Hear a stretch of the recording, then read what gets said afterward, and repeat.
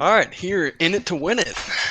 All right, so yeah, everyone, anyone who's watching, thanks for hopping on here. So I'm Potato RTS. I got DrDabston with me, and we just wanted to kind of kick off a podcast here discussing AOE4 because I know StarCraft 2 has the Pylon show.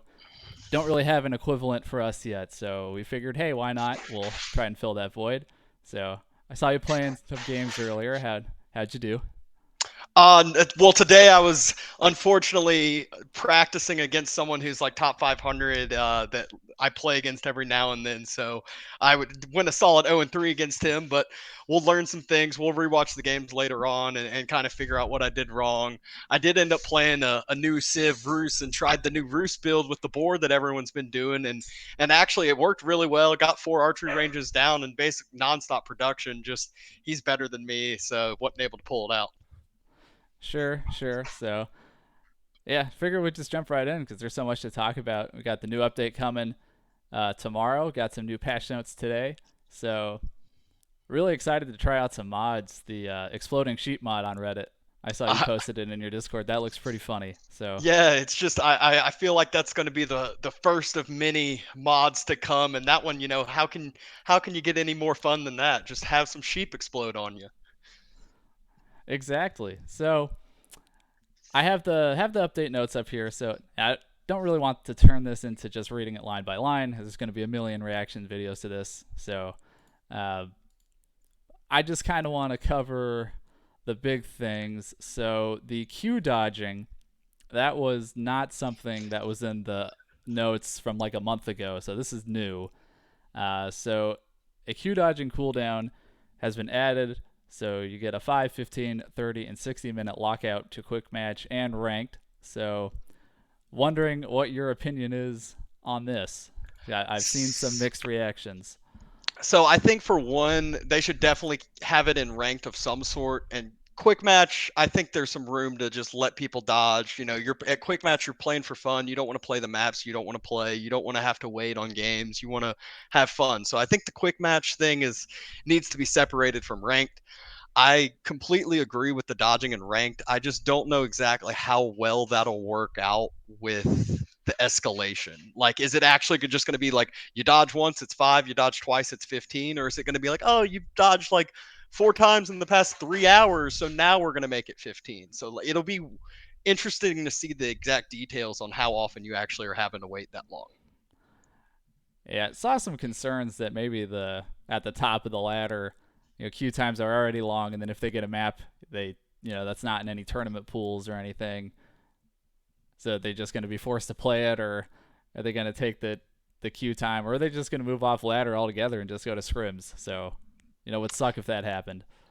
Yeah, I didn't really think about that. They definitely have a different queue timing than us low elo plebes. Oh yeah, And for you and me, it doesn't matter. So exactly, like I'm queuing up, I'm getting a match in like 30 seconds. They're probably right around my elo, maybe, a couple hundred or like within 100, 150 usually.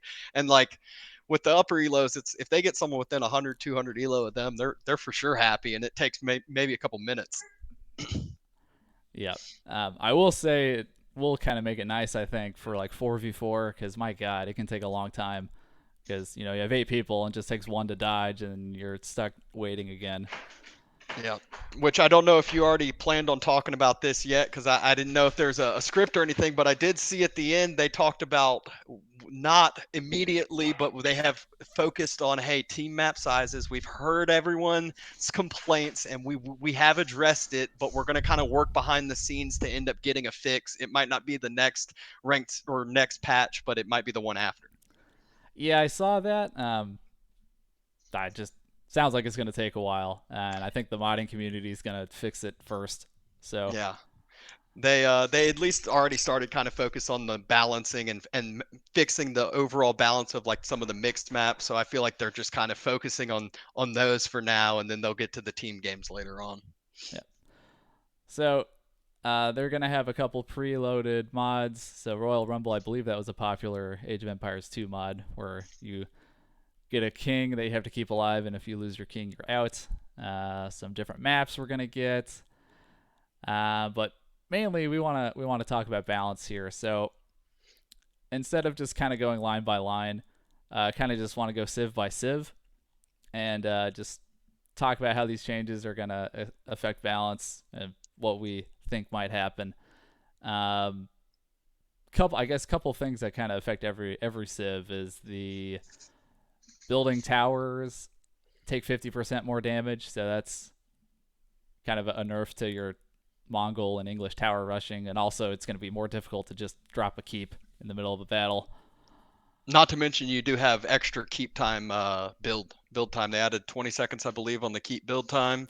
Yep. And so that will make it hopefully where you don't see the doubt keep drops in your base where you're just like, okay, I have military there or I have people there, but you just can't even react to it because they built so fast. Actually, a couple games ago, Choi dropped a keep against me, and I had probably 8 or so horsemen attacking the villagers. I took down a lot of the villagers, wasn't able to get the keep, and it just gave him like a perfect map control and positioning.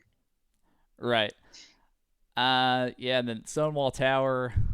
I don't know if this is enough. I think they're still going to be annoying, but it's something.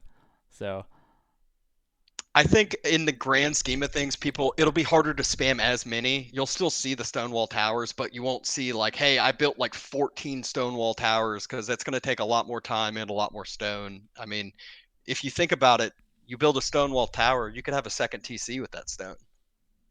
yep.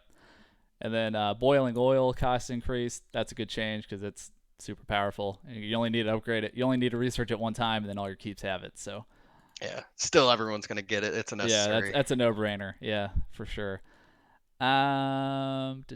Okay, so Abbasid Dynasty. So this is an interesting one. So first kind of hit they got is the siege construction in the field. It now takes 80 seconds to build siege. So that's a nerf. Castle Age, that power spike's not quite going to be as strong. But they did Still a buff the strong. camel archer.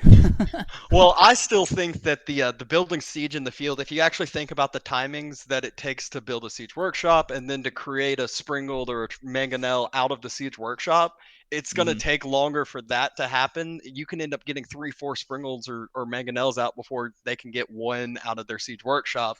You can also build with multiple units, so it's still very, very strong. It was a necessary change, especially seeing this past weekend's Golden League where you saw this timing spike and it was just like immediate, like, oh, double mangonel, all right, what can you do now? So it's necessary. I could still see them doing a little bit more to it even. Mm. Then the orchard bonus has been reduced, so you're gonna run out of berries a little bit faster. You're gonna have to move out onto the map because that was one complaint is they could just stick their second town center on berries and just never leave and super safe food eco. So Yeah, that one will have a bigger implication than I think people realize. If you think about the typical berry patch, it's I think 6 to 8 berries, like berry bushes. So that's 1,000 food right there that you're gonna have to move out the map for. That's 4 sheep. That's quite a bit of food in the grand scheme of things. mm-hmm. So camel archers. So I think a lot of these changes. So we got the original patch notes like a month ago, and so when they kind of kicked around these ideas, Abbasid was not super popular, and then they kind of surged in popularity leading up to N4C, and then during that tournament, uh, kind of surprised these stayed in here. So what are your thoughts? Yeah, so if you actually scroll down just a little bit, I'd like to comment on what they said as far as the developer note. It says for both camel units, we wanted them to be a bit more useful overall instead of just niche counter units. As camel archers are ranged, fast, and high damage, we'll be scrutinizing them for upcoming patch or balance patches. So that right there sounds like they already know camel archers are about to be OP. It just like they basically said, hey, we're gonna end up patching them later on, but for now, this is what we have. That's at least the way I read it. So I Yeah, think it's gonna be interesting to see. You already saw camel archers utilized in builds, but the riders you never did. So yeah. that's really where I think you'll see the riders more utilized more than they were before. I was gonna ask if they're still useless because So they have higher base damage, as you can see. So before they were utilized as a counter cavalry unit, but then they'd get sniped and wouldn't really utilize for anything beneficial. Even in a one-on-one war against the cavalry unit, a lot of times they would end up losing, which shouldn't happen as as a counter unit. And so really with the change, their base damage is going to be higher, so they'll just be useful overall. You could see them as, raiding units still as well, or just the have 2 or 3 into your army comp to get your counter cavalry. And then lots of changes to the different wings. So they're trying to give you a compelling option in feudal, kind of for the different wings, so you don't just so it's not just fresh foodstuffs every time, even though I think it still will be. Yeah, most likely. It's gonna be It's some hard to get experimenting, but past that. But yep. I think the one thing you might see is with the boot camp being able to be built in feudal, you Mm-hmm. might see a bigger kind of infantry push, earlier push out of them, because boot camp for all your infantry units, and I believe it counts for archers as well. Archers have an extra health, and having that extra kind of just umph to outmass your opponent, you could end up having some much better trades that the opponent wasn't expecting to have. Yep.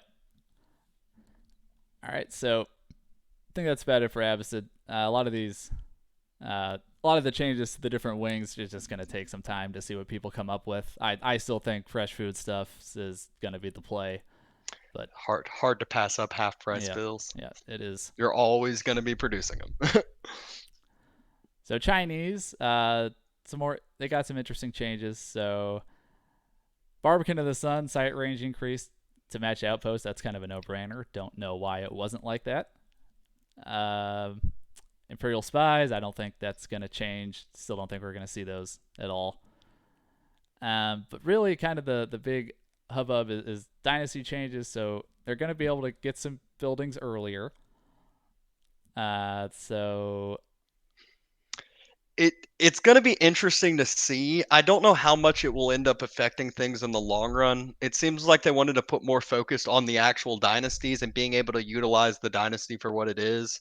And you're also not gated for your dynasties. I think mm-hmm. previously, if you switch dynasties, you couldn't go to the previous one. Now you're going to be able to build all the units you create. So I think you might see some better unit diversification for Chinese later in the game as well.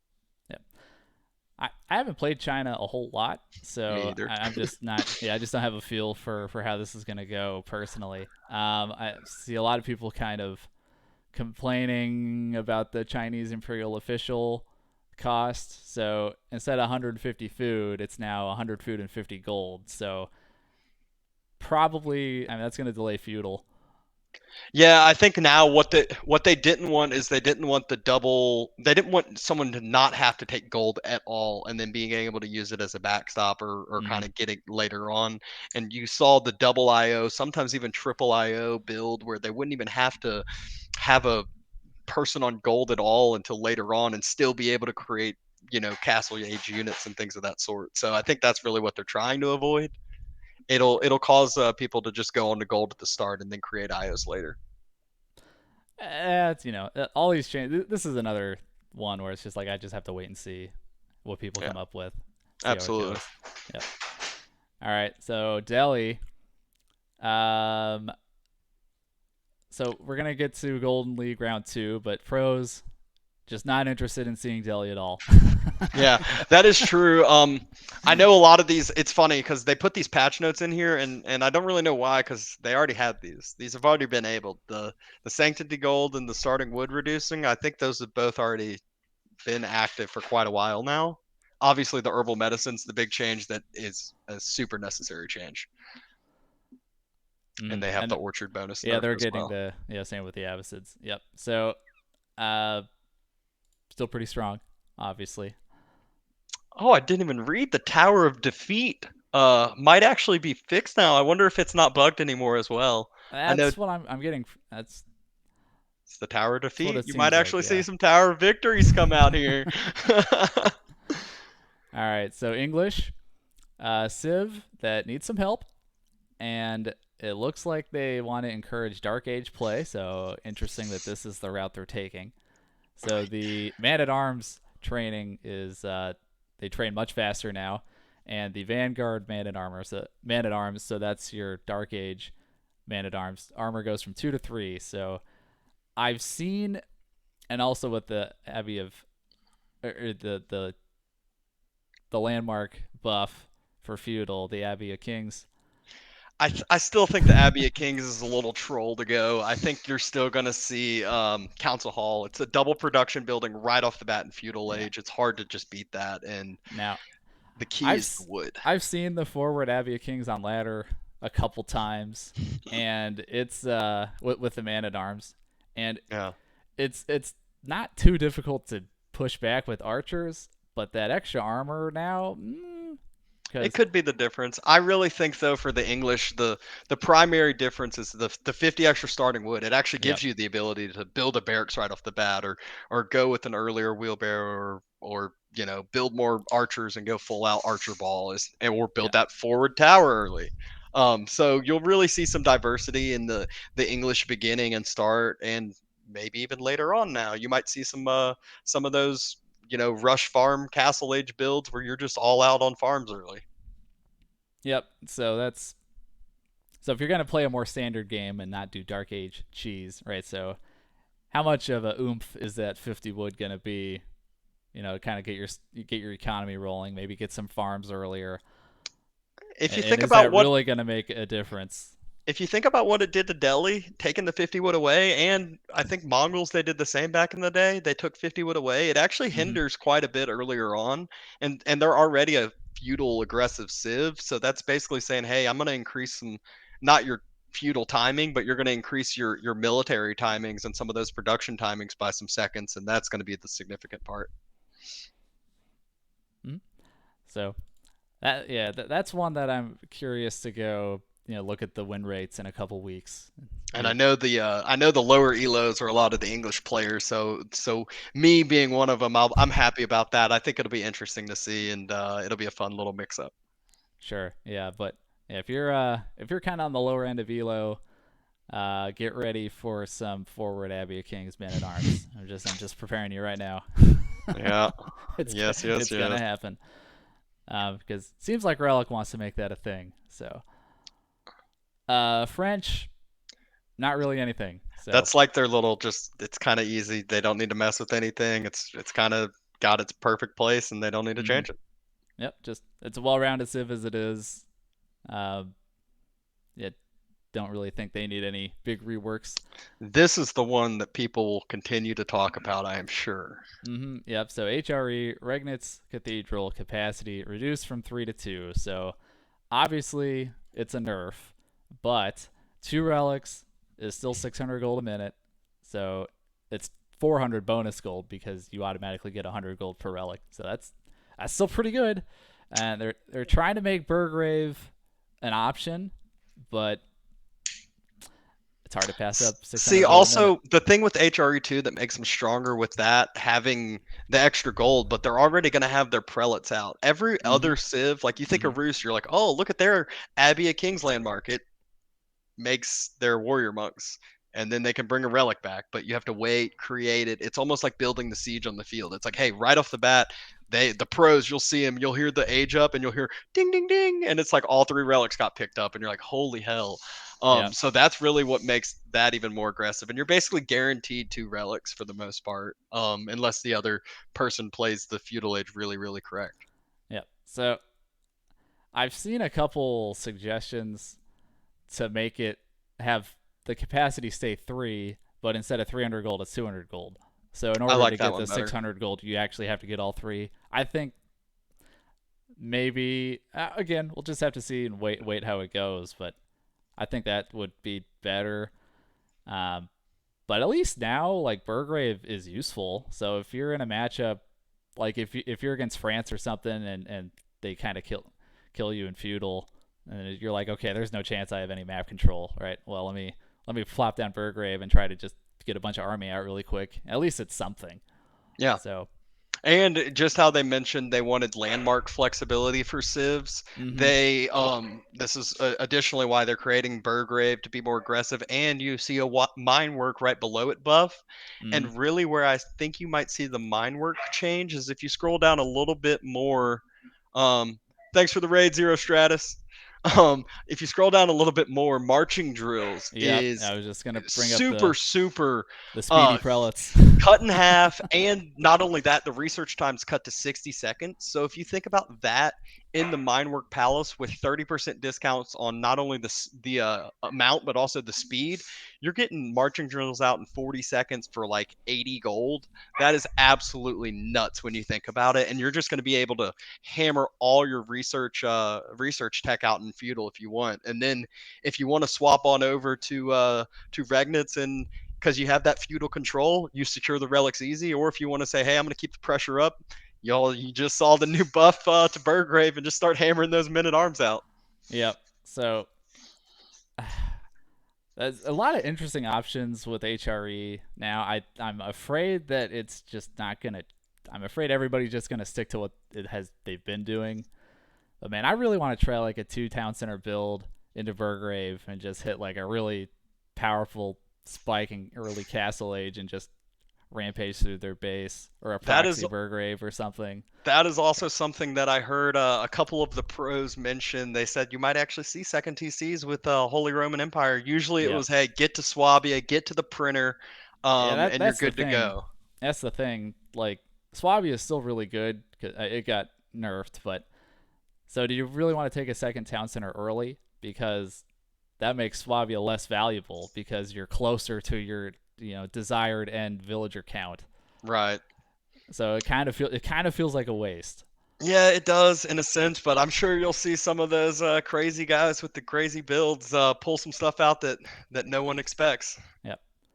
Um, Also, something else for the Regnets only having 2 slots. Might actually see relics and keeps and outposts now. That's not really a thing we see today. Yeah, So, absolutely. It was definitely underutilized. You heard some people talk about putting it in keeps, but you're never going to take the one out of the Regnets to put in a yep. keep unless you're so far late in the game that it doesn't even matter. And so, you should see some more in towers, more in keeps, and everything there. Especially, I wonder if opponents will put less focus on the relics because it's going to be hard to deny two.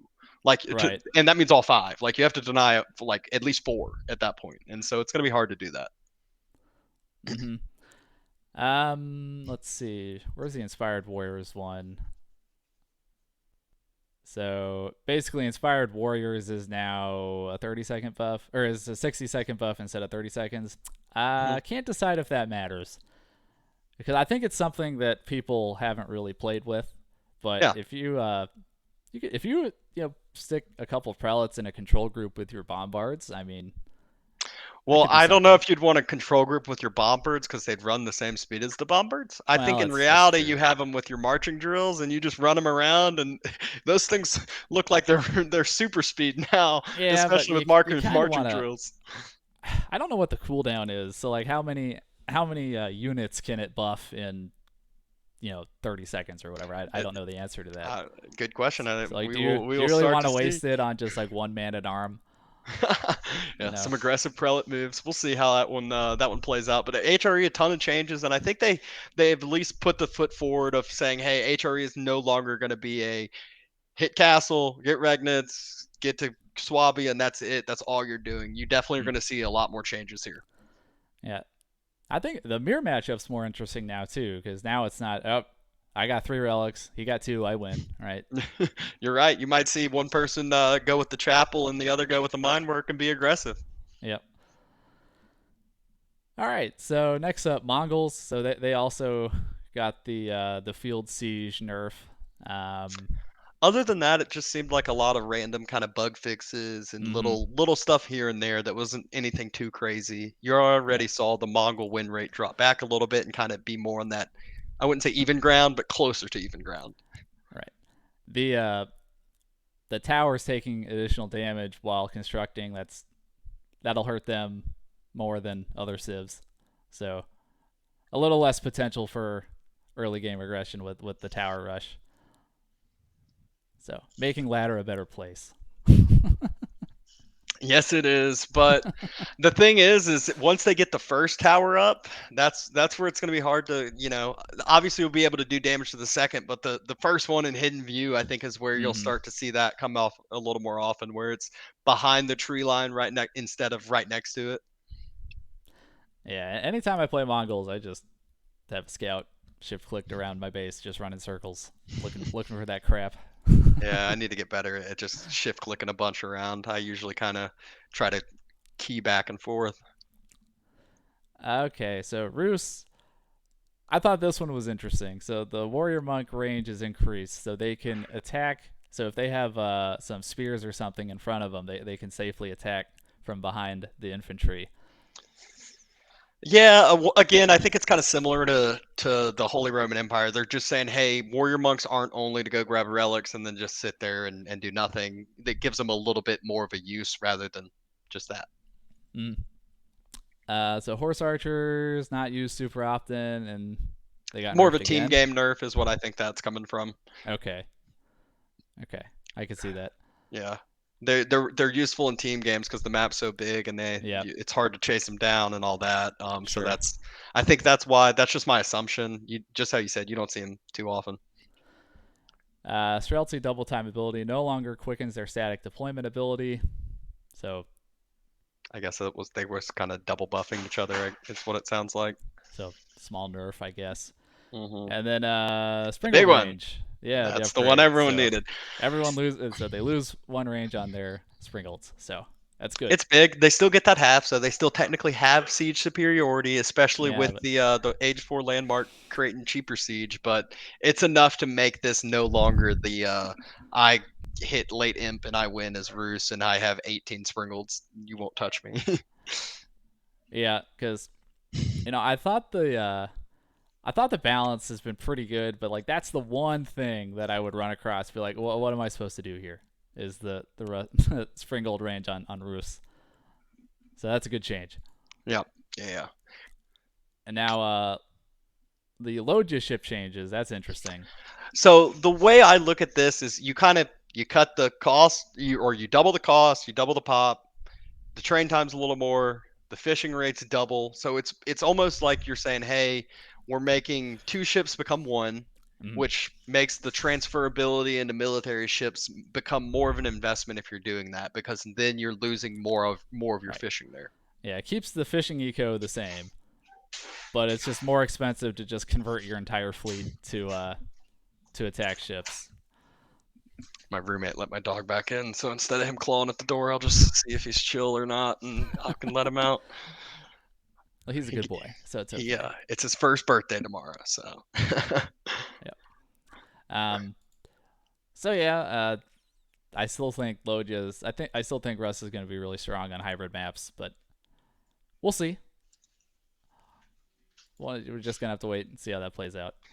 Yeah, and that's where you might see some upcoming after this weekend of Golden League. They said they're going to relook at the sieves and remake bans again. So Yep. we're going to see if people have played Rus over the weekend or the upcoming week and still think they're viable, or if they're not.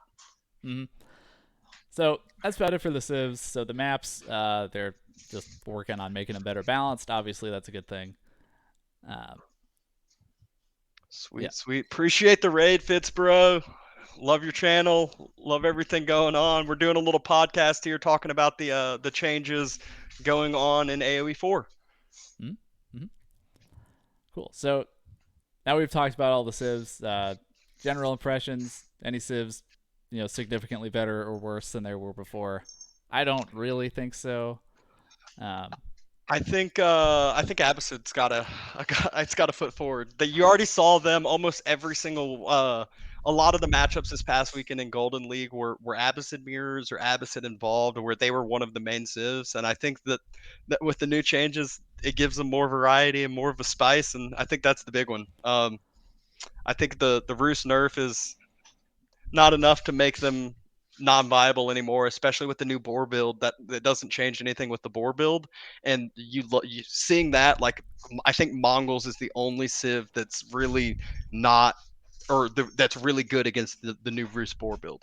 mm-hmm. Yep. Well, speaking of Golden League, let's Have they come out with the brackets yet? I it's not on Wikipedia yet, so I was See. hoping that they would have it. It might be on the Smash GG I'm page. I pulling haven't up looked. their Discord. They have not yet that I've seen. Hmm. Um, So not really, yeah, not really for sure over here. But yeah, special guest. This is Potato RS is his Twitch name, Yep. and that's is my counterpart over here. Yep. Sure thing. So yeah, let's go Brackets ahead out and. on EGCTV.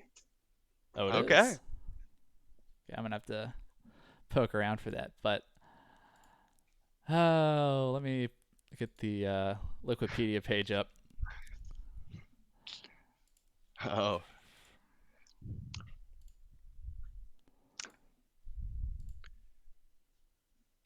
Oh, look at that. Tap. Najee, Najee, come here.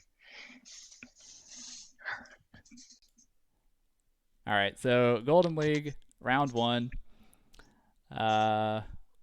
Let me go to the overview. Well, actually, you participated in the Open Qualifier, so tell us how that went. Well, I got matched in the first round and kind of like the pre-qualifiers to get into the first bracket thing, and played someone a little higher in my elo.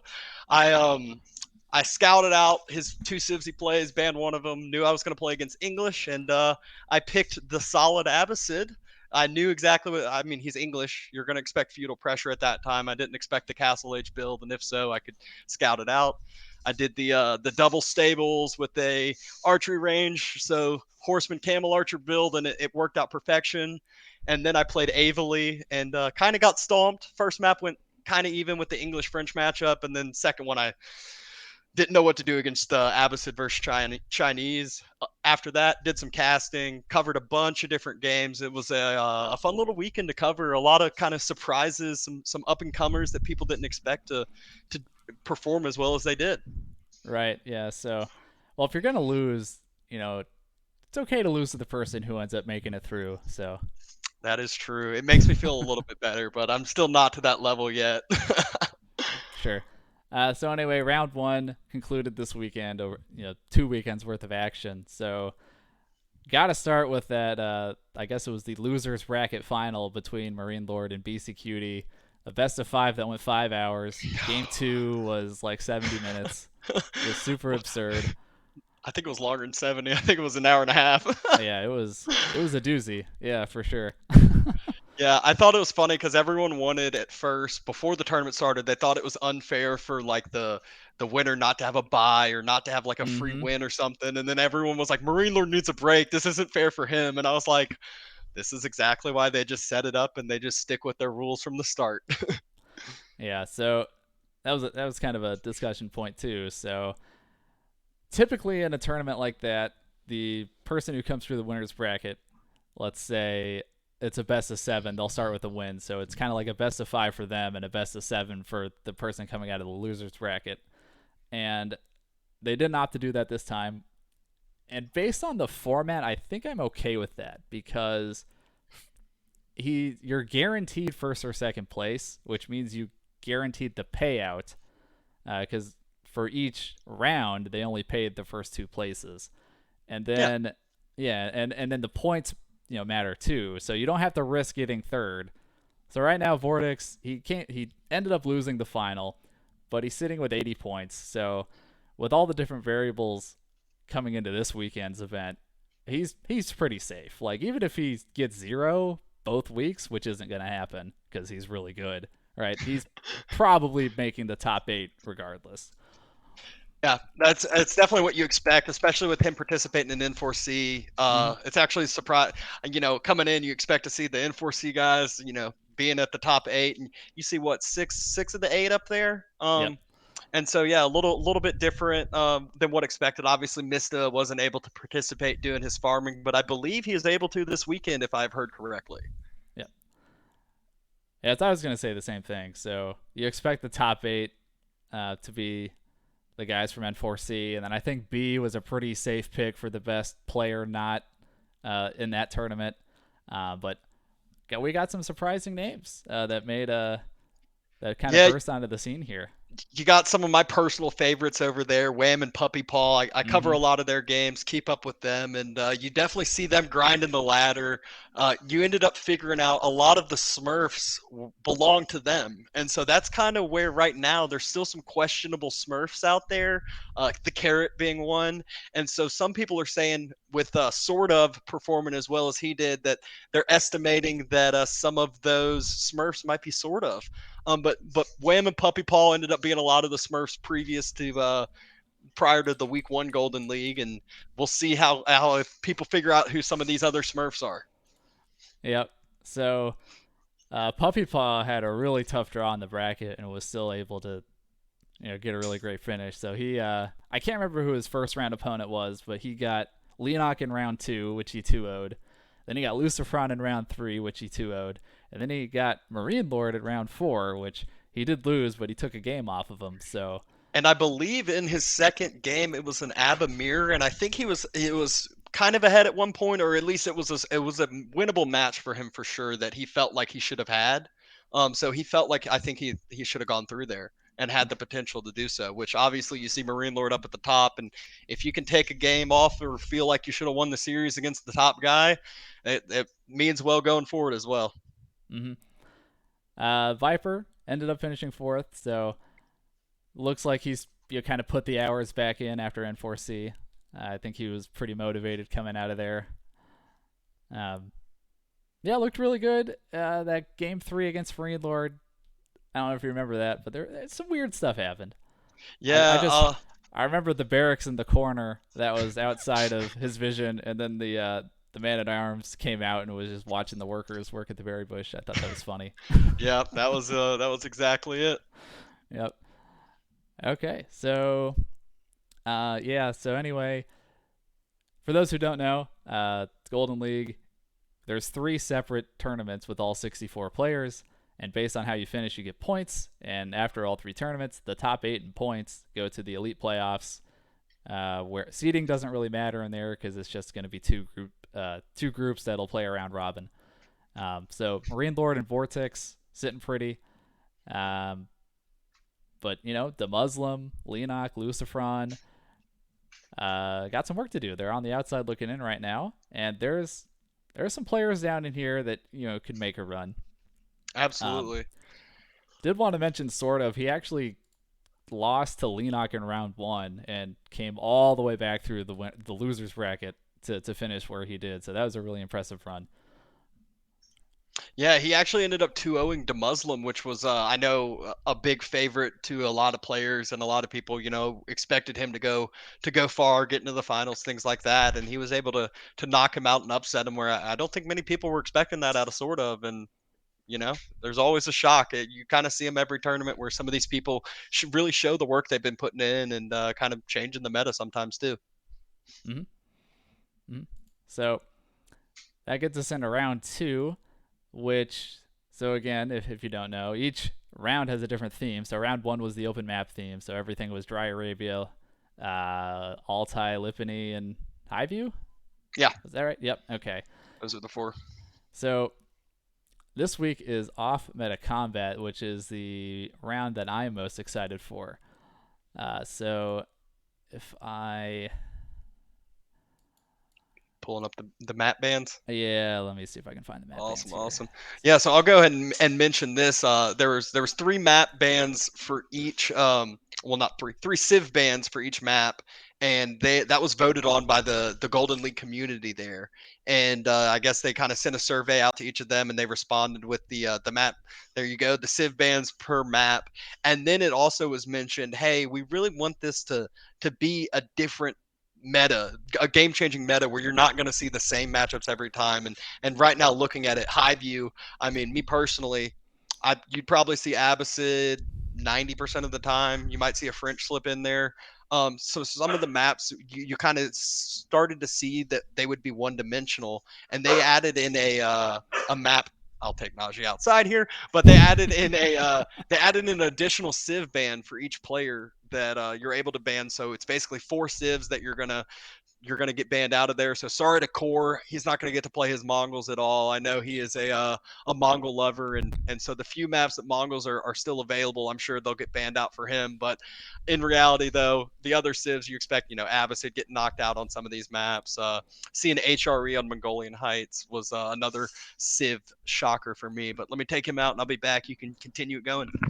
Sure.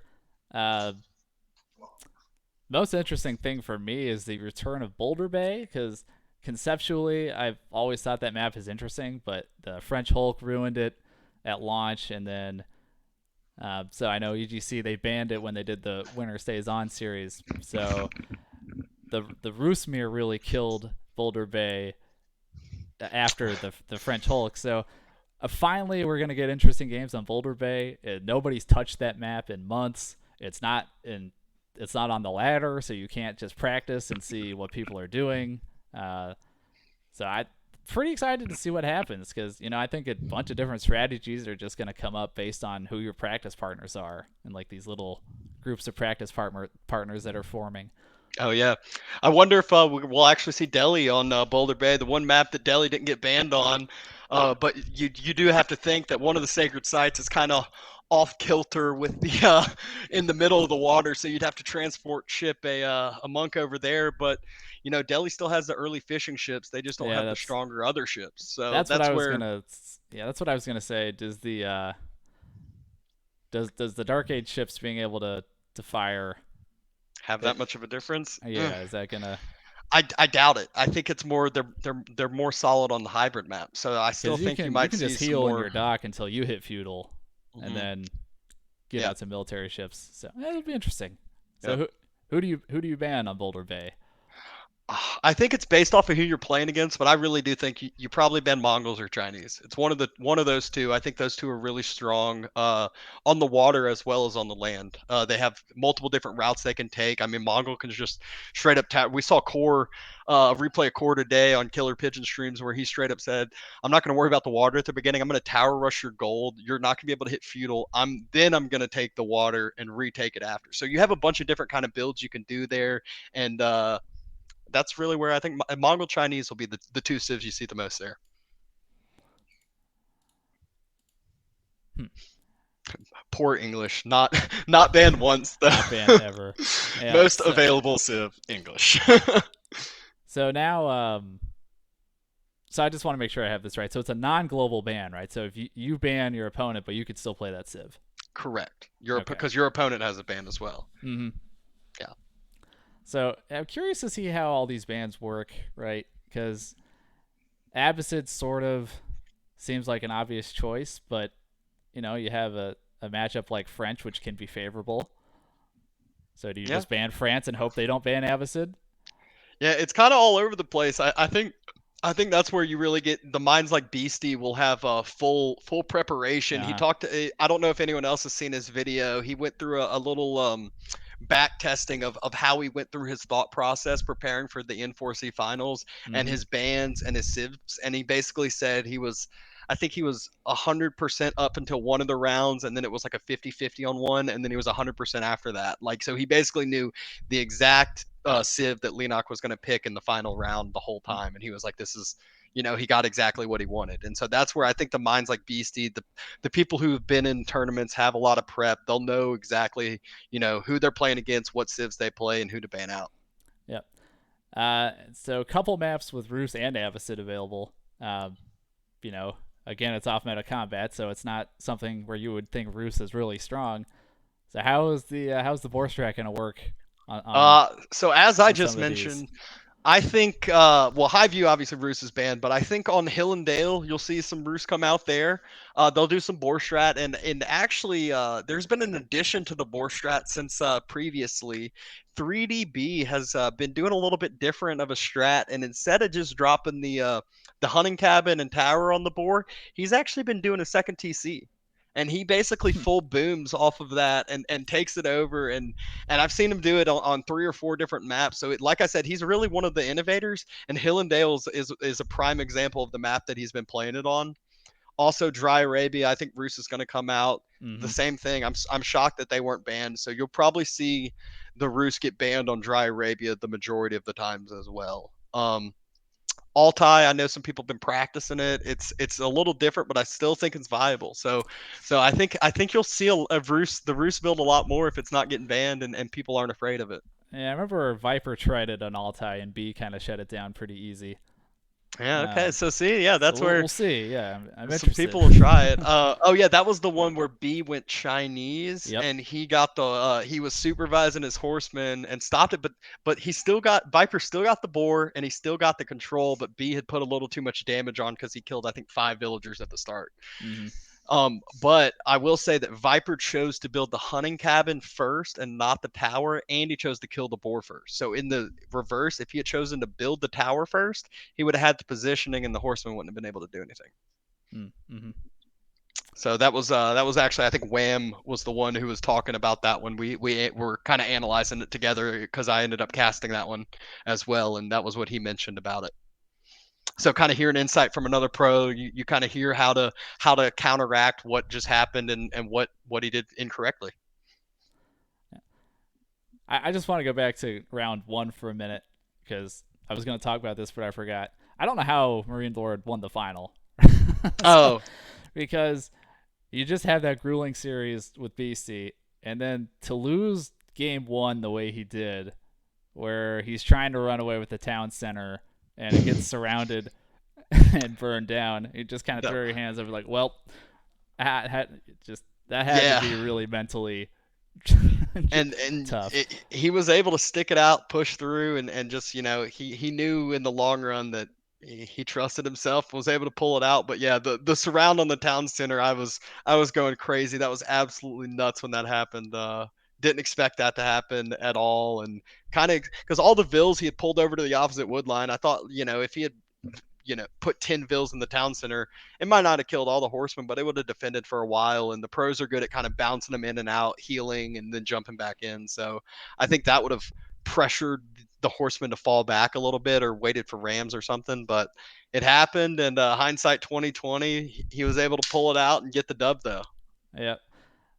Game five, super interesting. Vortex got exactly what he wanted with the Civ matchup, but don't know how when a new build like that comes out. The boar build, just you don't know how many times each player's gonna practice it, and it looked like he was missing something there. Yeah, I myself have tried to practice it a couple times, and I will say with my micro, it is a struggle. Yeah. Ugh. So it'd be interesting now with the extra week to see if somebody's come up with something to just totally shut it down. I think really what it'll be is it'll be the next 2 days of practice and seeing the new sieves because they could have found a way to shut it down and now there's different timings for everything.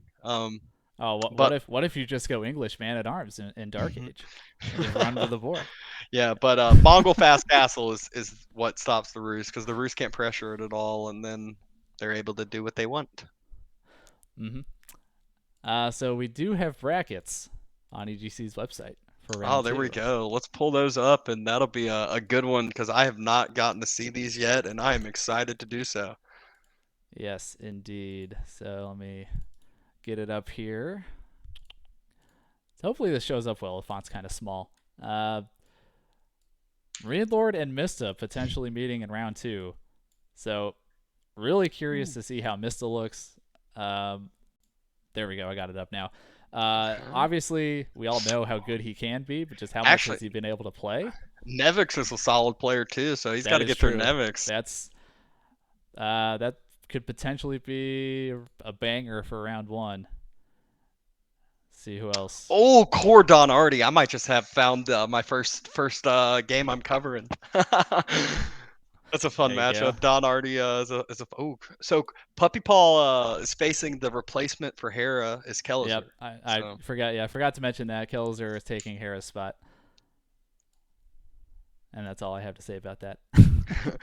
oh, Leonok Leary. Leary, Everyone that's obviously loves to interesting. see Leary hear that name, a big AOE2 name, and so that's always fun to see that. I wonder if he's been putting any practice in of AOE4. I know he's Hmm. been playing some games, but hard to balance.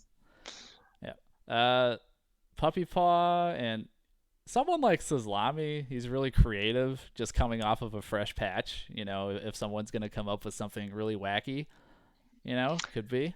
It might be him, but he's also one of the deli users, and so I know Uh, he's not going to be able to get his deli, and so he'll have to be that forced is onto true. different sieves, and you'll see how he plays there.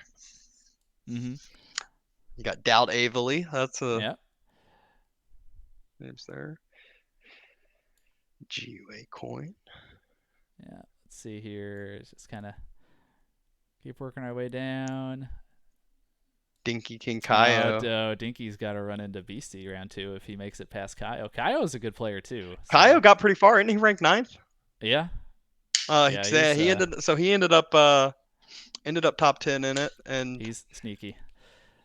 Divine has been grinding ladder quite a bit this week with some not so friendly tactics, would be the best way for me to put it.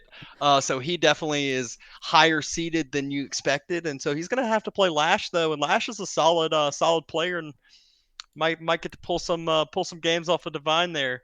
Oh, there's Wham. So got Vodka round 1, and then Kaup and Neutral Bar Calper round 2. neutral, and I know That's he already played neutral Bear, mm-hmm. but I'm not sure if he had to play Calp. So Kaup and Neutral Bar will be. That's a good yeah. one. Oh yeah, absolutely.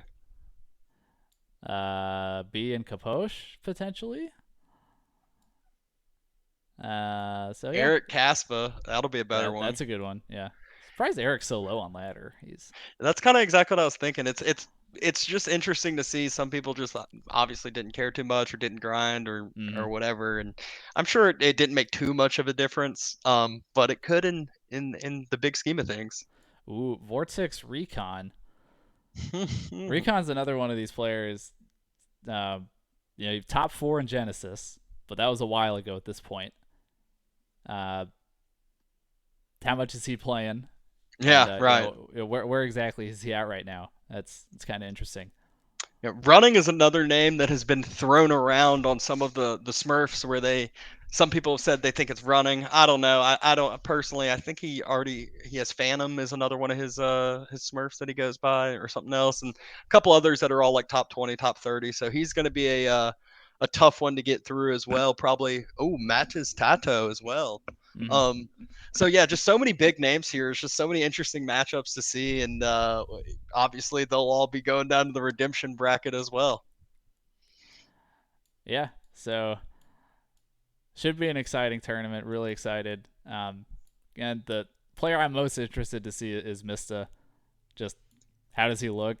And that first matchup's great.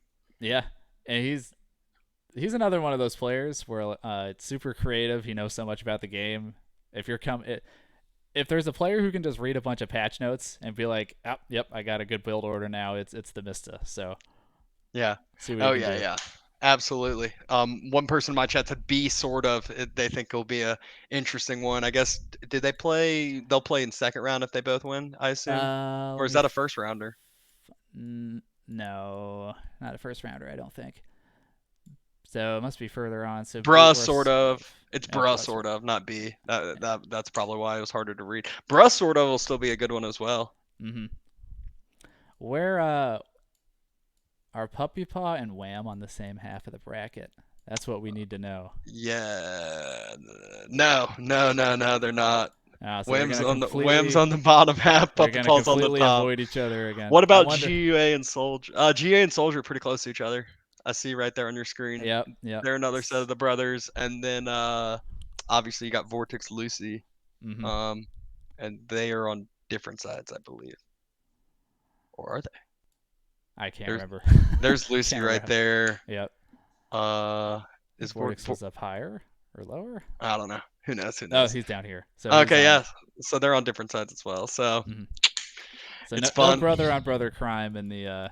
Unless Soldier and GUA get through, but they'll have some tough games to be able to. They could still push through those. I don't 100% understand where they kind of fill into the loser So bracket. if you look at the full bracket one, it actually tells you loser of game. Like each position has like AS, AF, whatever, and then it'll say loser of this one goes here. So it's not one worth pulling up now, but you'd understand if you are that interested in looking at it. Sure. Uh, so yeah, uh, yeah, update coming out tomorrow. Excited to get into it this weekend. Can't wait to try some mods. Yeah. Gonna explode some sheep. Yeah, so I had to wait. I didn't get to play the PUP because I don't have it through Steam, Yep. and so I will be interested in getting to utilize some of the new hotkeys and all that. That'll be one of the big things about the update that I'm Oh, excited for. I'm super excited for getting a hotkey to take a unit out of a control group. Oh my I saw god. that, and then you also can just do all barracks, all food, all Yep. all these different things, and then they also mentioned you can set markers to I guess to the map on F1s or F1 through F8, and you can like shift F1 and then I guess control F1, and it puts to wherever you had put that marker down. So you can like kind of I guess set markers on the map to quick jump. Mm. Don't I think that would be useful in the case of like you know where your units are going or sacred site or stuff like that potentially. Now, would it show up for your teammates? It's probably a team game thing. Probably not actually. Wow. Hmm. I think it would just be your own personal ones, but it'll be interesting to see how those work better. But obviously the ones that everyone cares about are your mouse Yep. button hotkeys as well, and Mm-hmm. and just kind of the overall hotkey usage in general. It's a big switch and big necessary change. Yep. So, yeah, we'll have to play Forest Nothing or something this weekend. try out all these cool mods. So, I don't know about Forest Nothing if that one's up my alley, but I will be trying some of the other ones. Forest Nothing is seems like a lot of wood chopping. Oh. But yeah, indeed. if anyone who's listening didn't know, we'll be trying to do this more often, once a week or so, and keep it going. And just how we had mentioned, similar to some of the other podcasts on some of the other big RTSs, and would like to get some AOE4 news out there. Yeah, awesome. So, I think that's gonna do it for us. So, anybody who dropped in, thank you. I am gonna get this up on YouTube because this is a pretty tough time slot for anybody not in the Americas. So, hey, share this with your European friends. Tell them about it. Yeah, absolutely. And I know I have a Discord, and I know I'm streaming this, and so anyone who wants to get the link from my Discord, I'll have it posted in there once he gets it uploaded as well. All right. Yeah. Awesome, awesome. Uh, Appreciate everyone for showing out. yeah. I'm sure we'll do this sometime next week. So, see you all then. Boom.